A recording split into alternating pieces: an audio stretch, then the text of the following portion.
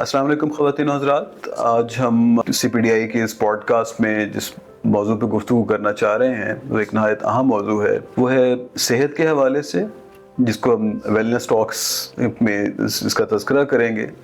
और इसमें भी बहुत ज़्यादा इम्पॉर्टेंट जो है वो हमारी ज़हनी सेहत है या दिमागी सेहत है, इसके हवाले से हम बात करेंगे। और इसके दो हिस्से हैं, एक हिस्सा कि हमने अपनी सेहत को बेहतर कैसे रखना है, अपनी वेलबींग को, मेंटल वेलबींग को और मेंटल हेल्थ को प्रोटेक्ट कैसे करना है, और दूसरा इसका हिस्सा है कि हमने अगर हम किसी इलनेस का या किसी डिसऑर्डर का शिकार हो गए हैं तो उसके लिए हमने कैसे स्टैंडर्ड ट्रीटमेंट्स और स्टैंडर्ड गाइडेंस जो है वो उसको एक्सेस करना है। तो आज हमारे साथ इस गुफ्तगू में जो शरीक होंगे, जो हमें गाइड करेंगे इस सारे मसले पे और हमारे साथ हमें तजावीज़ भी देंगे और रोशनी भी डालेंगे अहम मसाइल पे, वो हैं प्रोफेसर डॉक्टर आबिद मलिक साहब।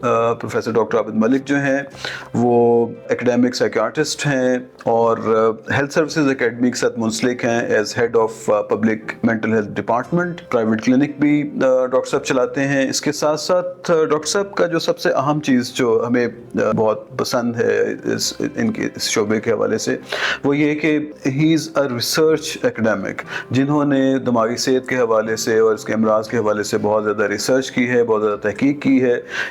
30 साल से ज़्यादा डॉक्टर साहब ने काम किया है और बहुत सारे पब्लिकेशंस हैं, बहुत सारे अहम जो पब्लिकेशंस हैं, जो जराइद हैं, उनमें इनके मज़ामीन छपे हैं रिसर्च के। और इसके साथ साथ डॉक्टर साहब जो हैं वो मोस्ट अवॉर्डेड पर्सन है इन पाकिस्तान, कि पाकिस्तान में और बाहर भी जो तकरीबन तमाम डिग्रियां जो इस शोबे से मुतल्लिक हैं वो डॉक्टर साहब को हासिल हैं। डॉक्टर साहब ने उसके लिए मेहनत की, डॉक्टर साहब ने विन किए वो प्राइजेस भी और वो अवार्ड्स भी और वो एकेडमिक क्वालिफिकेशंस भी। तो बहुत खुशकिस्मती है कि आज हमारे साथ डॉक्टर साहब मौजूद हैं। डॉक्टर साहब बहुत खुश आमदेद हमारे इस टॉक में। Thank you very much Zubair साहब। डॉक्टर साहब, हम जो शुरू करते हैं अपनी इस गुफ्तगू का सिलसिला, सबसे पहले आप ये बताइएगा कि ये मेंटल जो हेल्थ है ये बुनियादी तौर पे क्या कॉन्सेप्ट क्या है, किस चीज़ को हम मेंटल हेल्थ कहते हैं, और फिर इसमें वल्नरेबल ग्रुप्स कौन से होते हैं यहाँ से? जी बहुत शुक्रिया जुबैर साहब, आपने मुझे मदऊ किया और इस अहम मौजू पर आज हम सैर हासिल गुफ्तगू कर सकेंगे। तो सबसे पहला सवाल जो आपने मेरे लिए मुंतखब किया है वो ज़हनी सेहत है क्या। और ज़हनी सेहत हर एक इंसान की एक सेहत का एक हिस्सा है, बल्कि काफ़ी हद तक हिस्सा है। और वर्ल्ड हेल्थ ऑर्गेनाइजेशन की जो सेहत की डेफिनेशन है, इसमें mental health is part of it. और मेंटल हेल्थ का आप हमें जब जिक्र करते हैं, इसमें आपकी सोचें, परेशानियां, आपका मूड है, आपकी कॉग्निटिव हेल्थ जिसको हम आपकी अटेंशन कंसंट्रेशन है, एबिलिटी टू फोकस है, ये तमाम जो आपके बॉडी के फंक्शंस हैं, इनकी हेल्थ को मजमूई तौर पर एक ज़हनी सेहत का नाम दिया गया है।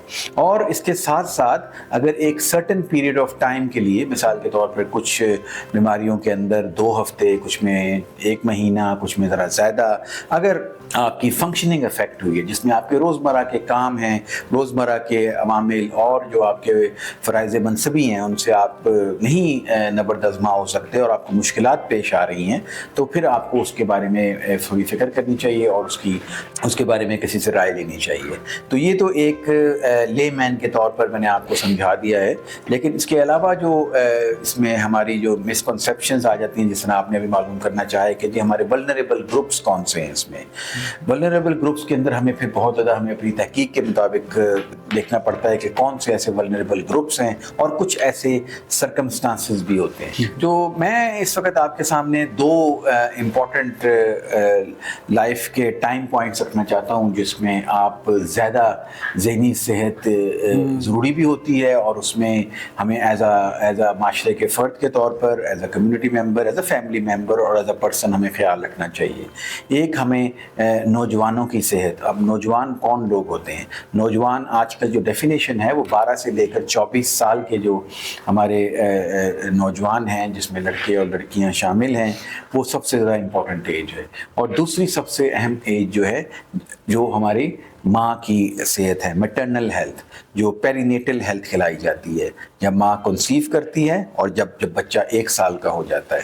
तो ये बड़ा इम्पोर्टेंट एक टाइम पीरियड होता है माँ की सेहत के बारे में, کیونکہ اگر ماں کی ذہنی صحت اس ٹائم پیریڈ کے اندر افیکٹ ہو جائے تو بہت زیادہ ایک کمیونٹی کو جھیلنا بھی پڑتا ہے، اور جب نسلیں بھی ہیں وہ بھی آپ کی افیکٹ ہو سکتی ہیں اگر ماں کی ذہنی صحت ٹھیک نہیں ہے، جس میں فزیکل ہیلتھ آف آپ کی انفینٹس ہیں، آپ کا ایک پورے معاشرے کا ایک سپورٹ سسٹم ہے، اور اس کے علاوہ ایک اکانومی کے اوپر آپ کی پوری معاشرے کی ایک جو معاشیات ہے اس پہ بھی فرق پڑ جاتا ہے۔ تو یہ دو امپورٹنٹ ہیں ٹائم پوائنٹس۔ اس کے علاوہ سر کچھ زبیر بھائی سرکمسٹانسز بھی ہوتے ہیں جس کے اندر انسان زیادہ ولنریبل ہو جاتا ہے، جیسے کہ مثال کے طور پہ کوئی ٹراما ہے، مثال کے طور پہ کچھ ہٹ کے وائلنس کی سچویشن ہو رہی ہے۔ آج کل ہمارے ملک میں کلائمیٹ چینجز کے بارے میں بہت زیادہ کام بھی ہو رہا ہے، اور فلڈز افیکٹڈ ایریاز ہیں جس کے اندر آپ کو ڈسپلیس کر دیا جاتا ہے، جو آپ کی ایک روزمرہ کی زندگی ہے، اور ایک انسرٹنیٹی اور بے یقینی کی صورتحال پیدا ہو جاتی ہے، اور اس بے یقینی کی صورتحال کے اندر انسان ولنریبل ہو جاتا ہے کہ آیا میرا یہ چیز مجھے مل سکے گی، آیا مجھے اس چیز کے بارے میں زیادہ فکر کرنی پڑے گی، پھر اپنے پیاروں کے بارے میں فکر کرنا، اور پھر ان کے مستقبل کے بارے میں فکر کرنا۔ تو یہ کچھ لوگ ولنریبل ہوتے ہیں اور کچھ سرکمسٹانسز ہوتے ہیں۔ آپ نے ولنریبل سچویشنز کی بات کی۔ اس وقت بھی پاکستان ایک مشکل وقت سے گزر رہا ہے، سیلاب ہیں، کلائمیٹ چینج کے ایفیکٹس ہیں، پھر معاشی طور پہ بھی پاکستان کے اوپر ایک مشکل وقت ہے، مہنگائی ہے، یا مہنگائی چلیں ہم نے تھوڑا بہت کنٹرول بھی کیا ہے، لیکن جابز کا ہونا اور ایسی جابز جو سیکیور جابز ہوں وہ نہیں ہیں۔ تو آپ اس کو کیسے دیکھتے ہیں؟ ایک تو ولنریبل گروپس کے حوالے سے آپ نے بتایا کہ نوجوان ہیں اور مائیں ہیں، دوسرا یہ سچویشنز ہیں۔ تو اس میں اگر ہمیں اس طرح کی صورتحال درپیش ہو کہ جس میں یہ سٹریس میں ہیں لوگ، تو پھر اس بے یقینی کی صورتحال میں کیا کرنا کیا چاہیے، کیسے مدد حاصل کریں؟ جی بہت اچھا سوال کیا زبیر صاحب آپ نے، لیکن اس سے پہلے ہمیں یہ سمجھنا چاہیے کہ یہ جو کلائمیٹ چینجز ہیں اور ہم لوگ جو ولنریبل ٹھہرائے جا رہے ہیں، اس سے پہلے کیا سچویشن ہے۔ آپ ابھی ورلڈ ہیلتھ آرگنائزیشن کی لیٹسٹ فگرز اٹھا کر دیکھیں تو 1 ارب لوگ اس وقت مینٹل ہیلتھ پرابلم سے دوچار ہیں، اور اس میں زیادہ تر لوگ lower and middle income countries, ہمارے اور ہمارے جیسے ملکوں کے لوگ اس میں زیادہ شامل ہیں۔ اور اس میں سب سے جو کامن 2 بیماریاں ہیں، جس میں ایک گھبراہٹ، انزائٹی کی بیماری، اور ڈپریشن، جس کے اندر آپ کا موڈ بہت لو رہتا ہے، کام کرنے کو دل نہیں کرتا ہے، موٹیویشن نہیں رہتی ہے، آپ کی نیند بھوک افیکٹ ہوتی ہے، جلدی اٹھ جاتے ہیں۔ یہ 2 بڑی کامن مینٹل ہیلتھ پرابلمس ہیں۔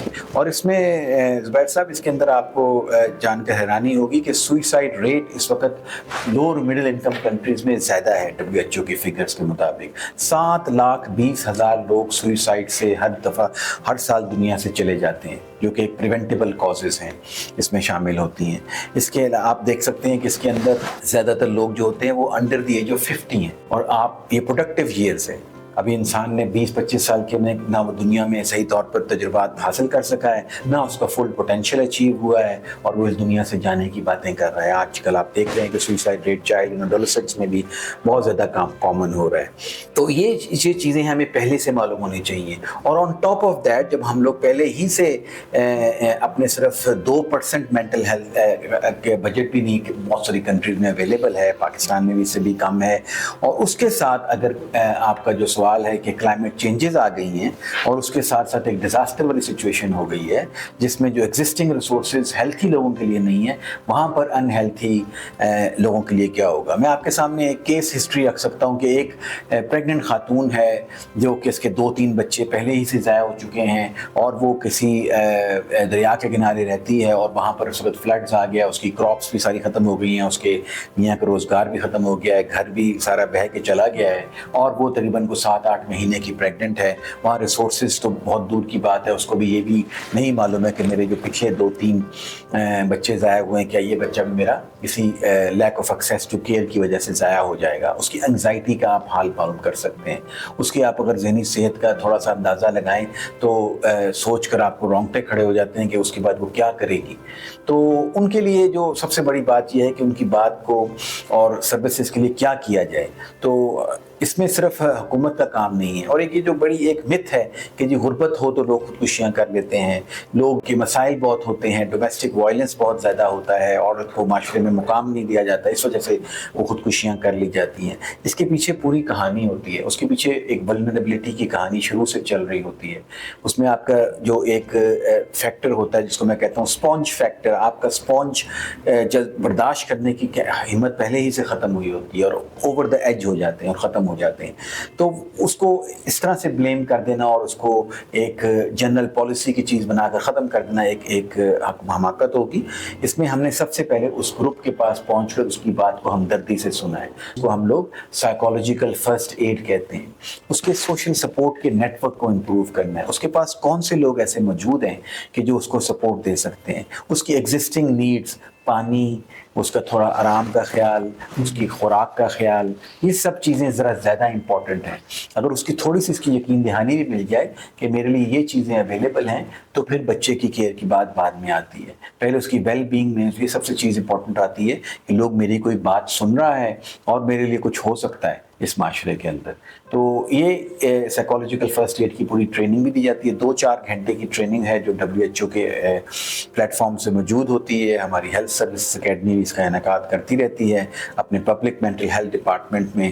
تو ان چیزوں کا بڑا ہم لوگ خیال کرتے ہیں. ایک اور بات جو اس سے میں منسلک کرنا چاہتا ہوں کہ پبلک مینٹل ہیلتھ جو ہے نا سر, یہ پریونشن کی بات کرتی ہے, بچاؤ کی بات کرتی ہے. اس وقت پاکستان میں 800-900 کے قریب صرف سائیکائٹرسٹ اویلیبل ہیں. ہمارے سائیکالوجسٹ بہت زیادہ, ہماری بچیاں اس میں تعلیم بھی حاصل کر رہی ہیں, لیکن انفارچونیٹلی ان کی ریگولیشن کا, ان کی ٹریننگ کا, سپرویژن کا بہت بڑا ایشو ہے. تو کم لوگ ہیں اویلیبل اور ان تک پہنچنا, ان کی رسائی بڑے شہروں میں ایک اچھا خاصا چیلنج ہے. تو پبلک مینٹل ہیلتھ کا کام یہ ہوتا ہے کہ اس کو ہونے سے پہلے ہی بچا لیا جائے. کیوں نہ ہم ان 2 ولنریبل گروپس کا جو میں آپ کے پچھلے سوال میں نے بیان کیا تھا, وہیں پر ان کو روک لیا جائے. ان کے لیے پریونٹیبل قسم کی چیزیں کی جائیں اور اس میں ان لوگوں کو شامل حال کیا جائے جو لوگ اس کے بارے میں کچھ کر سکتے ہیں, جیسے کہ ہمارے یونیورسٹی کے لوگ ہیں, ویل بینگ. میں یہاں پہ آپ سے آپ کو روکنا چاہتا ہوں اور اب اس پوائنٹ پہ آپ کی مزید گفتگو درکار ہے کہ ہمیں پتہ کیسے چلے کہ اب ہمیں مینٹل ہیلتھ کا کوئی پرابلم ہو گیا, یا ہمارے ارد گرد ہمارے پیارے کو, کسی جاننے والے کو میڈیکل کی فرسٹ ایڈ کی ضرورت ہے. یہ ہمیں کیسے, کیا سائن سمٹمز کیا ہوتے ہیں؟ کیونکہ عام طور پہ یہ لگتا یہ ہے کہ جو دماغی صحت یا دماغی امراض سے متعلق کوئی ایسا ٹیسٹ اویلیبل نہیں ہوتا کہ میں نے بلڈ ٹیسٹ کروایا یا میں نے کوئی چیز ٹیسٹ کروائی, ایکس رے کروایا تو مجھے بیماری کا پتہ چل گیا.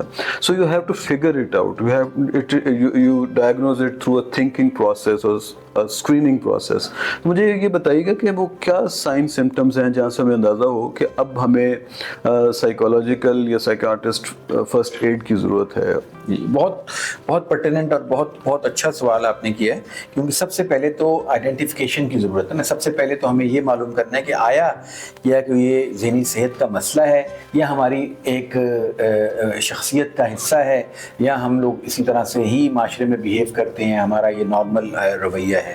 اس میں ہمیں ایک جو چیز دیکھنی پڑتی ہے وہ تبدیلی ہے, چینج ہے. چینج کیسے آپ کی آئی ہے؟ چینج آپ کی رویے میں آ سکتی ہے, جس میں آپ ذرا تھوڑے سے تیز ہو جاتے ہیں, تھوڑا سے سست ہو سکتے ہیں. جن کام کاج میں آپ حصہ لے رہے تھے بڑے شوق سے, اس میں تبدیلی آ چکی ہے. جس کام کاج میں آپ بڑا ایک آپ کا پیشن ہوتا تھا وہ اب آپ کا نہیں رہا ہے, مختلف وجوہات کی بنا کے اوپر. اور ساتھ ساتھ آپ کی جو بایولوجیکل فنکشنز ہیں, حیاتاتی تبدیلیاں, جس میں آپ کی نیند ہے کم ہو گئی ہے یا بہت زیادہ بھی ہو گئی ہے کچھ کیسز میں, بھوک کا, وزن کا کم ہو جانا, آپ کا انٹرسٹ رہنا کسی بھی چیز کے اندر, آپ کے باؤل فنکشنز, باتھ روم ٹوائلٹنگ کی چیزیں, اور اس کے علاوہ سومیٹک سمپٹم جیسے ہیڈیکس ہو رہی ہیں بلا وجہ, اور آپ نے کچھ انویسٹیگیشنز بھی کروائی ہیں, بلڈ پریشر کی رول آؤٹ کر لی ہیں, تھائرائڈ وغیرہ کی آپ نے چیزیں رول آؤٹ کر دی ہیں اور پھر بھی ہو رہی ہیں. یہ چیزیں آپ خود سے آئیڈینٹیفائی کر سکتے ہیں. دوسری چیز جو لوگ دیکھتے ہیں کہ یہ بندہ تھوڑا سا سوشلی آئسولیٹ ہو رہا ہے.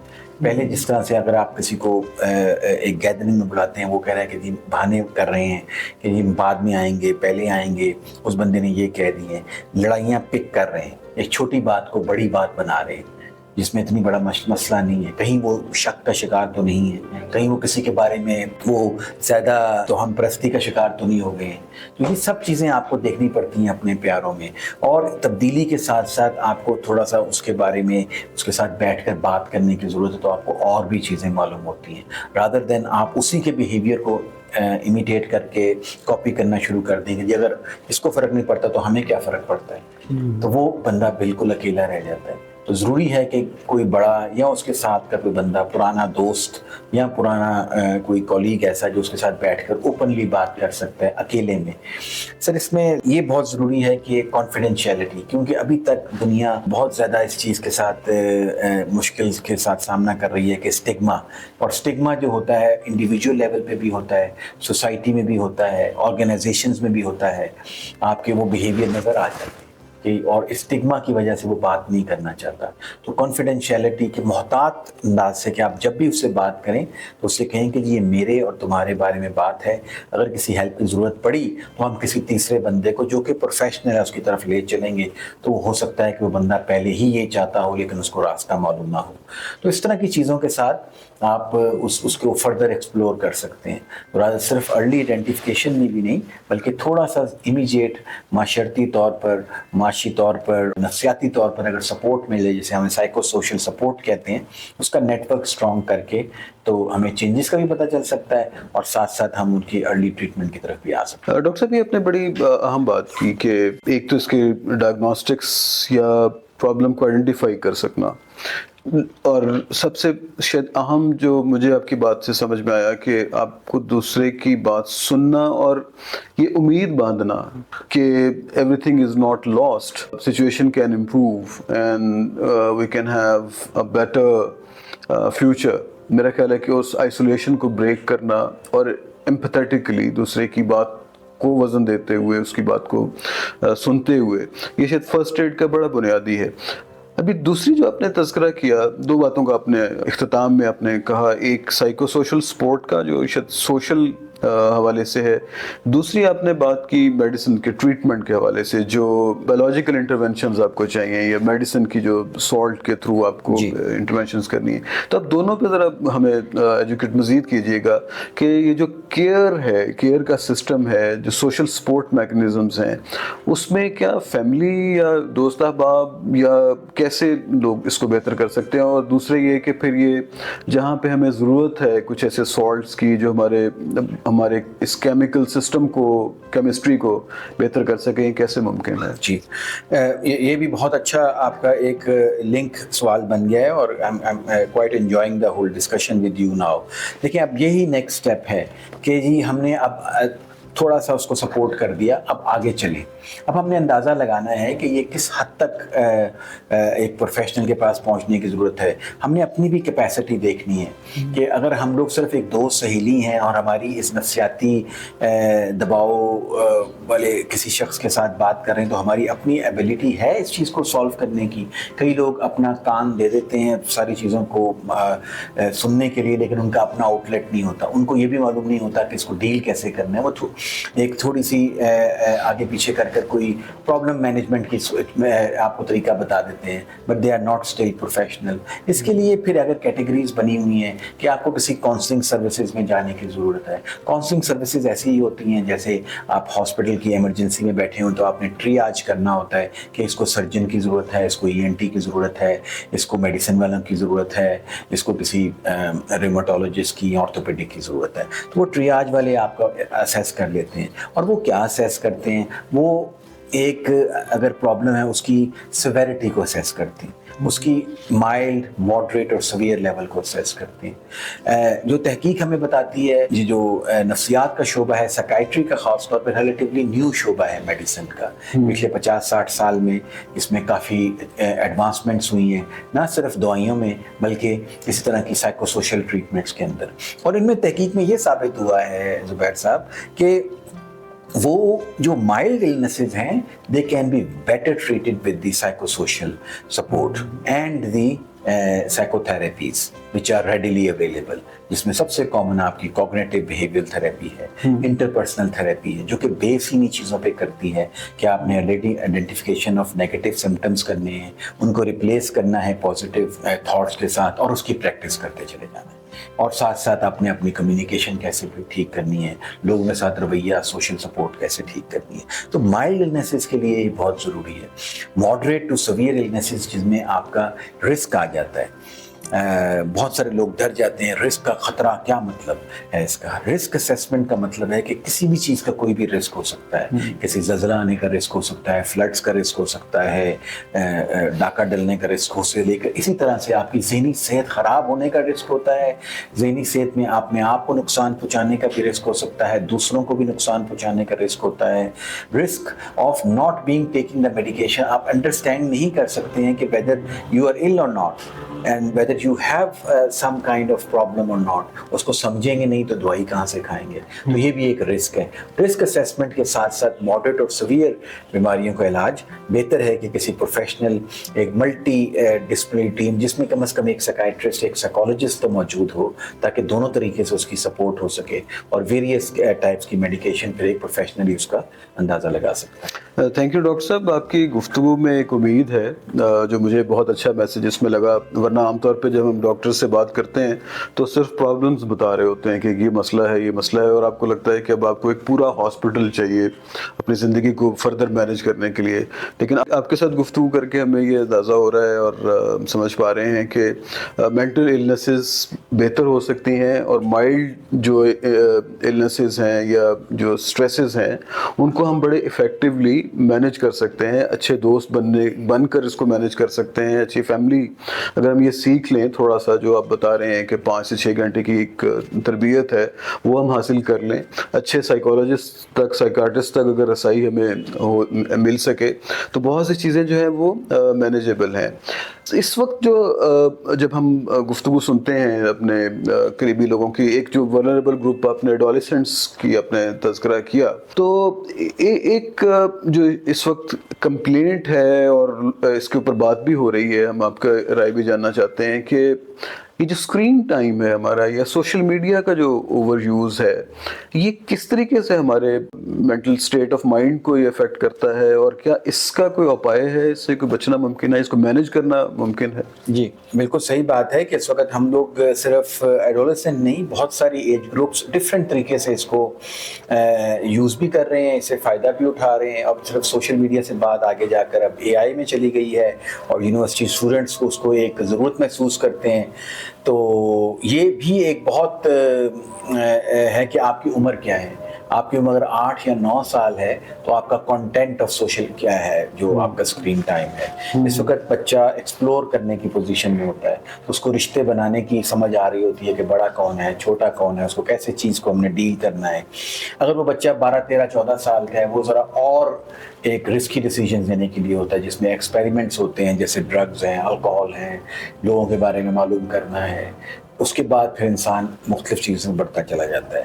یہ بات تو نفسیات میں بڑی کلیئر ہے کہ کسی چیز کی بھی زیادتی جو ہے وہ نقصان دہ کرتی ہے. آپ کا تعلق نیوٹریشن سے بھی رہا ہے, نیوٹریشن میں بھی یہی ہے, آپ کی اویلیبلٹی ہے ان چیزوں کے بارے میں بہت زیادہ, تو یہ بھی آپ کو افیکٹ کر سکتی ہیں.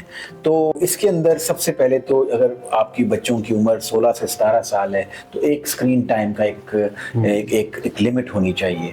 پیرنٹس کا اس میں بہت زیادہ گائیڈنس چاہیے, اور ان کا کانٹینٹ کو بھی مانیٹر کریں, اور ایز سچ رات کو 8 یا 9, 10 بجے کے بعد they can switch off the Wi-Fi if they can. اگر وہ کہیں گے جی بچہ نہیں مانتا تو پھر وہ رویہ اس کی طرف سے خراب ہونے کا بھی اندیشہ ہوتا ہے, اور اس سے بچے سے بات چیت کر کے اس کے ساتھ اس کی سپورٹس کا ٹائم, اس کے ساتھ لیجر ٹائم, باقی چیزیں ٹائم سپینڈ کر کے اس کو مینیج کیا جا سکتا ہے. اور اس کے لیے آپ کو خود بھی مثال بننا پڑتا ہے. تو آپ اگر خود یہی چیز کر رہے ہیں ایک کمیونل سیٹنگ میں بیٹھ کے 8-10 بجے کے بعد رات کے, تو وہی چیزیں پھر وہ امپلیمنٹ کرنا بہت مشکل ہو جاتا ہے.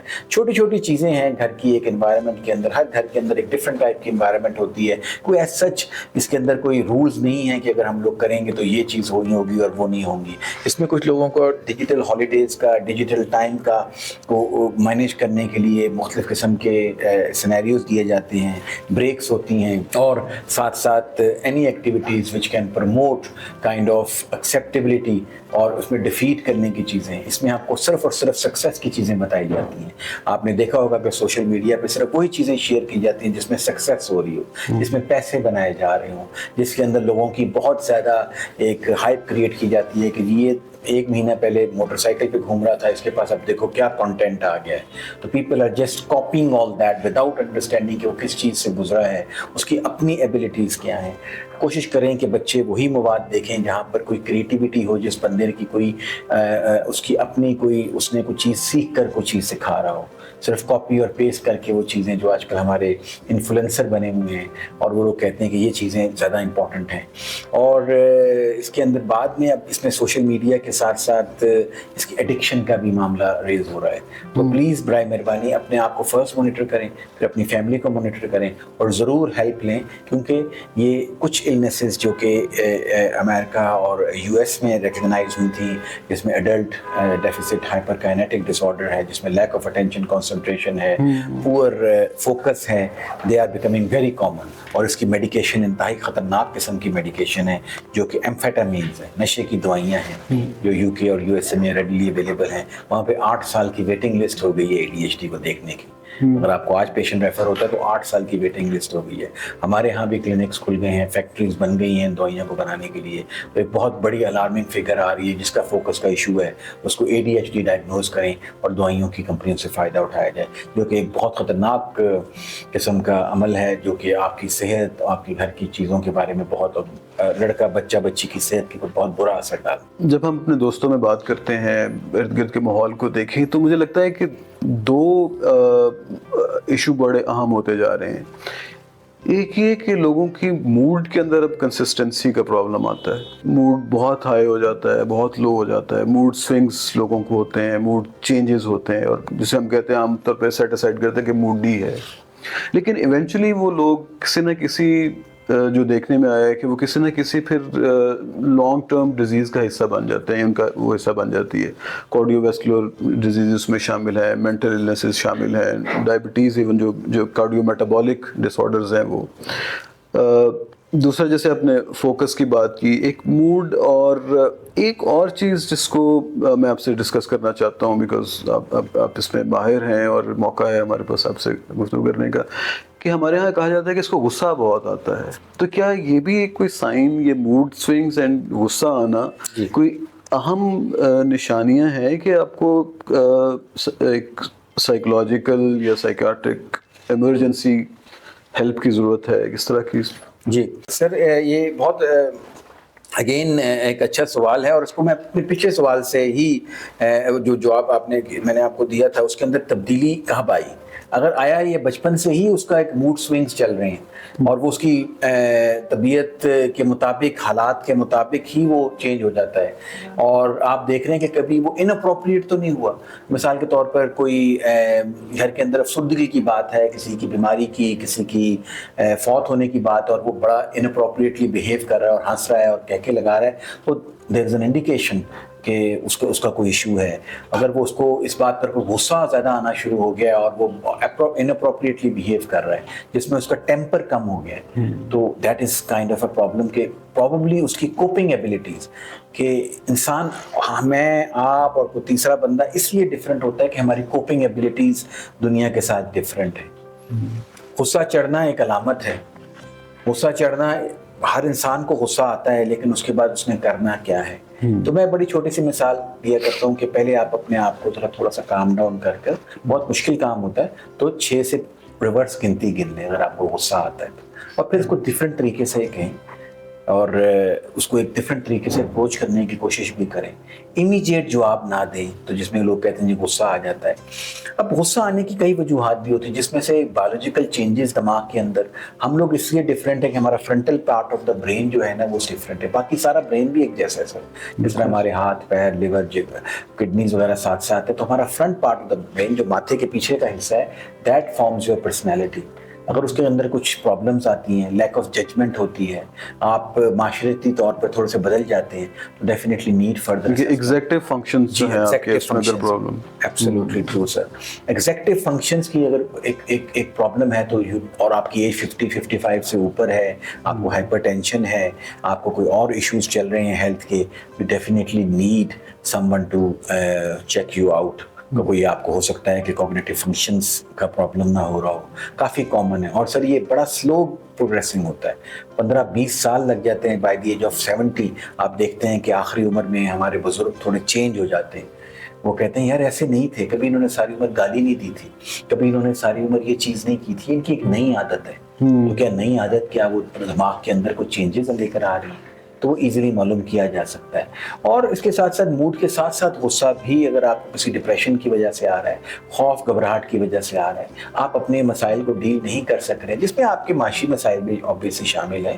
آپ نے ایمپٹی نیسٹ سنڈروم کا ایک وقت سنا ہوگا کہ انسان جب 50-55 سال کا ہوتا ہے, عام طور پر کوئی جاب کر رہا ہوتا ہے, اس کا گھر, بچے یونیورسٹیوں میں چلے جاتے ہیں, بچیوں کی شادی ہو جاتی ہے. میں اپنے معاشرے کی بات کر رہا ہوں, اور اس کی ریٹائرمنٹ کا قریب آ رہا ہے. اس کو مختلف بیماریاں بھی گھیرے میں لے رہی ہیں, کچھ بلڈ پریشر کے, کچھ ہارٹ کے پرابلمس چل رہے ہیں. اس کو لگ رہا ہے کہ میرا گھونسلہ, شاید میری چیزیں خالی ہو رہی ہیں, تو غصہ کافی ڈپریشن کامن ہو جاتی ہے. مائلڈ ڈپریشن ایئرس تک چلتی ہے, اور وہ ساتھ کیا کرتی ہے, اسی طرح آپ کے بلڈ ویسلز کو تھک کر دیتی ہے, اور اس میں ایتھیروسکلیروسس جمنا اور خون کے مسائل اور دوائیاں. اگر آپ کو ایک آدھی کسی چیز کے ساتھ بات کر لیں, کاؤنسلنگ کے ساتھ ساتھ آپ بہت تھوڑی, اگر آپ کو مائلڈ ٹو ماڈریٹ ڈپریشن ہے, تو کوئی جو کہ ذرا کم پیچیدہ قسم کی دوائیاں ہیں, اگر وہ لے لیں 1-2 سال, تو آپ کی کوالٹی آف لائف بے انتہا امپروو ہو جاتی ہے, اور غصہ بھی کنٹرول ہو جاتا ہے. اور لیکن اس کے ساتھ ساتھ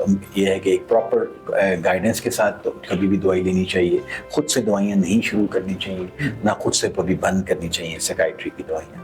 یہ دوائیاں تھوڑا ٹائم لیتی ہیں اثر کرنے کے اندر, 5 سے 6 ہفتے لگ جاتے ہیں. اور ان دوائیوں کے ساتھ آپ کو کبھی بھی یہ نہیں ہے کہ ایڈکٹیو دوائیاں ہیں. بہت کامن متس ہیں کہ جی میں کیوں دوائی لوں, یہ تو مجھے عادت ڈال دے گی, یہ تو مجھے ایک اس کا بنا دے گی کہ نشئی طور پر. میں نے کسی کو بھی بتایا, ہو تم کس دوائیوں پہ چڑھ گئے ہو, یہ تو بالکل ہی اس طرح کی دوائیاں ہیں.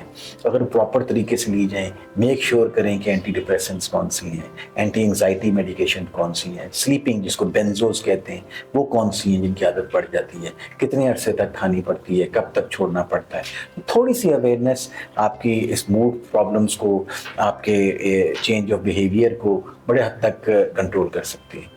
ڈاکٹر صاحب بہت شکریہ, آپ نے بہت ڈیٹیل کے ساتھ اس کے اوپر روشنی ڈالی ہے. میں دوبارہ آپ کو سوشل میڈیا یوز اور اس طرف ذرا بات کو دوبارہ لے کے آنا چاہتا ہوں. میں کہیں پہ پڑھ رہا تھا یا سن رہا تھا کہ بنیادی طور پہ انسان کا جو دماغ ہے وہ چند کیمیکلز کے ذریعے سے ریگولیٹ ہو رہا ہوتا ہے عام طور پہ, جس میں ایسے ہارمونز ہیں جو انسان کے لیے خوشی کا باعث بنتے ہیں, ایسے ہارمونز ہیں جو اس کے اندر ایک طمانینت کا احساس پیدا کرتے ہیں. جو سوشل میڈیا کا بہت زیادہ استعمال ہے, شاید وہ اس پیپر میں یہ تھا کہ انسان سوشل میڈیا کا یوز اس لیے کرتا ہے کہ اس کو ایک نوولٹی ہر وقت ملتی رہتی ہے, کوئی نہ کوئی نئی چیز اس کے سامنے آتی رہتی ہے, اور ایک ڈوپامین برین جو ہے وہ ریلیز کرتا رہتا ہے. تو لوگ پھر اس کے ایڈکٹ ہو جاتے ہیں. اسکرین ایڈکشن شاید اگر کوئی لفظ کہیں پہ ہو سکتا ہے تو کچھ, چونکہ آپ نے جب آپ کا وہ کیمیکلز کا لیول کم ہوگا, جب وہ نوولٹی کم ہوگی, انٹرسٹنگ تھنگس کم ہوں گی, تو آپ ایک سیڈنس کی طرف جاتے ہیں, پھر دوبارہ آپ اسی چیز کو دوبارہ کرنے کی کوشش کرتے ہیں, تو ایک پیٹرن بن جاتا ہے. لیکن اس کا جو سب سے زیادہ اثر ہو رہا ہے وہ ہمارے اٹینشن ڈیفیشنسی جس کی طرف آپ نے تذکرہ کیا کہ فوکس کا لوگوں کو پرابلم آتا جا رہا ہے.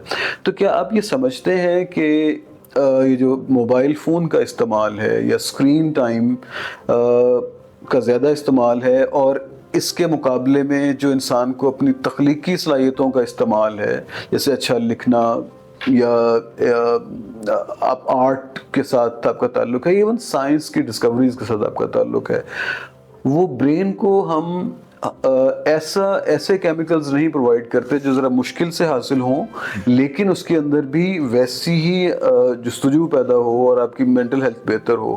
تو یہ ایک ایڈکٹیو بیہیویئر کی طرف لے گیا ہے سوشل میڈیا. کا ایسا ہے یا میں غلط سمجھا؟ بالکل.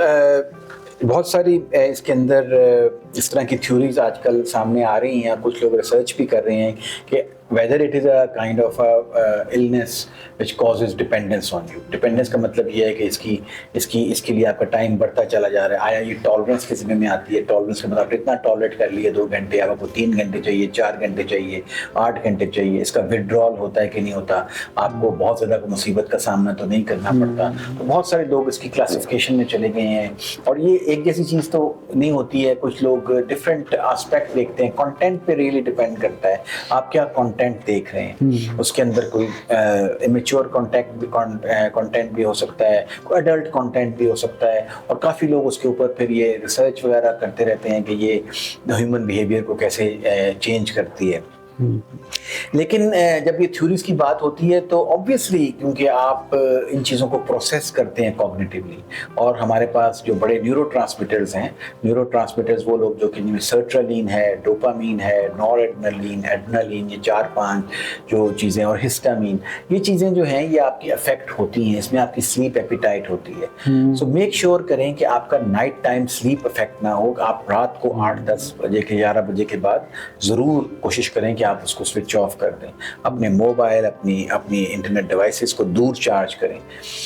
اب میں یہ نہیں ان لوگوں سے کہہ سکتا کہ جی ہم انفارمیشن کہاں سے لیں. اب وہ لائبریری سسٹمز، وہ کتابیں نکال کے پڑھنا اور وہ سب چیزیں اب نئے بچوں کو بتائیں گے، جو کو بڑا ایلینیٹڈ فیل ہوتا ہے. یہ پتہ نہیں کون سے زمانے کی باتیں کرتے ہیں، ہمارے لیول پر آ کر بات نہیں کر رہے ہیں، نہ ڈاکٹر صاحب سن رہے ہیں نہ ماں باپ سن رہے ہیں. تو انفارمیشن ان کی وہاں سے آ رہی ہے، ان کی ریڈنگ مٹیریل بھی وہاں سے آ رہا ہے. تو اس کے کنٹینٹ وغیرہ اور اس کی مانیٹرنگ کی جائے ایز این ایڈلٹ اور ایز این ایڈولسنٹ بھی، کہ جی ہم لوگوں نے ایک ٹائم کے مطابق کرنا ہے. اور ساتھ ساتھ اپنی ایکٹیویٹیز آف ڈیلی لیونگ، جس میں آپ کی ہابیز ہیں، جس کے اندر آپ کی نیوٹریشن ہے، اور ساتھ ساتھ باہر نکلنا، ان چیزوں کو ایک بیلنس کی طرف رکھا جائے. ایک ٹائم ٹیبل کا خاص خیال ایڈلٹس میں بھی رکھا جائے. یو کین ایزیلی آئیڈینٹیفائی جب آپ ورک آؤٹ ہو رہے ہیں، آپ کو ہیڈ ایکس ہونا شروع ہو گئی ہیں، آپ کی آنکھوں سے پانی وغیرہ نکلنا شروع ہو گیا، چھوٹے چھوٹے سمٹمز آنا شروع ہو جاتے ہیں. اریٹیبلٹی کا بھی آپ نے ذکر کیا، غصہ جس کو مائلڈ سا غصہ سا کہتے ہیں، نہ کام نہ کرنے پہ توجہ نہ ہونا. تو ان چیزوں سے پتہ چل جاتا ہے. So you can gradually cut it down اور میک شیور کہ میرا ٹائم ٹیبل کیا ہے، اور اس ٹائم ٹیبل کو ایڈہیئر کر لیں. تو یہ ان چیزوں سے بڑی آسانی سے ہم لوگوں کو معلوم ہو سکتا ہے کہ یہ بہت ضروری ہے ہمارے لیے. انفارمیشن بھی آ گئی، وہ آپ نے لاک ڈاؤن کر لی، لکھ لیں اگر آپ کے لیے کام کی انفارمیشن ہے. لیکن صرف اس لیے کہ لوگوں کی خوشیاں دیکھنا. اب مثال کے طور پر کسی کی لائف سٹوری، اس نے کیمرہ یہاں پہ لگا کر تو گھر کے کام کاج کر رہے ہیں، یا دفتر میں کام کر رہے ہیں، یا ٹریول پہ لکھے ہوئے، تو ایک آپ کو سٹوری کا ایک اسپیکٹ معلوم ہو رہا ہے، آپ کو اس جگہ کی ہر چیز معلوم نہیں ہو رہی ہے.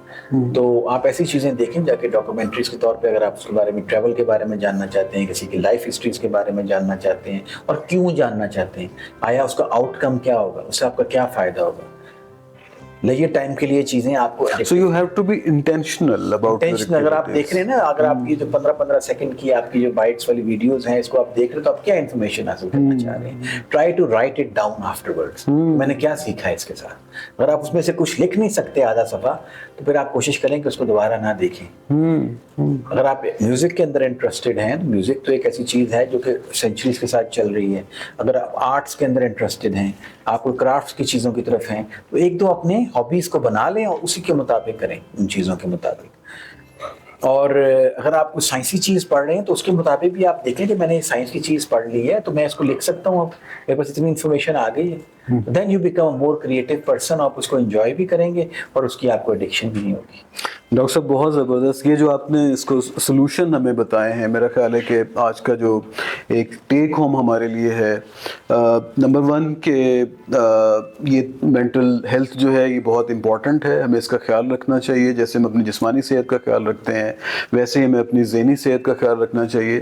اور اس دور میں اس وقت ہمارے پاس وہ تمام سہولیات بھی میسر ہیں، ایک سوشل سپورٹ کے لیے بھی گائیڈنس اویلیبل ہے، اور کیمیکل اگر کوئی سپورٹ چاہیے تو وہ بھی اویلیبل ہے ہمارے پاس. آپ کی طرح جیسے آپ سائیکاٹرسٹ ہیں، اپنے اس سارے ہیومن بینگز کے اس پروسیس کو سمجھتے ہیں، ان کی سپورٹ میسر ہے، کم ہے لیکن موجود ہے، اور انشاءاللہ بڑھے گی بھی. اور پھر آپ نے جو اپنی زندگی کو ریگولیٹ کرنے کی طرف آپ نے اشارہ کیا ہے، مجھے یہ بہت انٹرسٹنگ لگا، اور امید ہے کہ ہم اس پہ مزید بھی بات کریں گے کہ ہم نے اپنی لائف کو ڈسپلن رکھنا ہے، انٹینشنل ہونا ہے چیزوں کے بارے میں. جو بھی ہم فیصلہ کر رہے ہیں، جو بھی ہم کام کر رہے ہیں، اس کے بارے میں سوچ لیں کہ ہم کیوں کر رہے ہیں اور اس کا پرپس کیا ہے. اس کے ساتھ الائن کرنا بہت امپورٹنٹ ہے.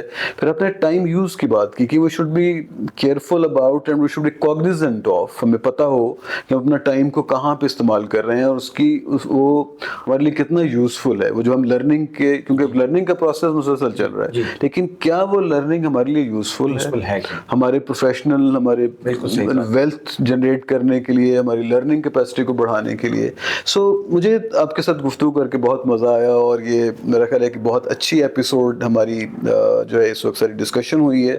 امید ہے ہمارے ناظرین بھی جو ہمیں دیکھ رہے ہیں وہ اس سے فائدہ اٹھائیں گے. ڈاکٹر صاحب پرائیویٹ پریکٹس بھی کرتے ہیں، اگر آپ کو پرسنل لیول پہ، انفرادی طور پہ ضرورت ہے کسی بھی طرح کی مدد کی، ڈاکٹر صاحب سے کانٹیکٹ کیجئے گا.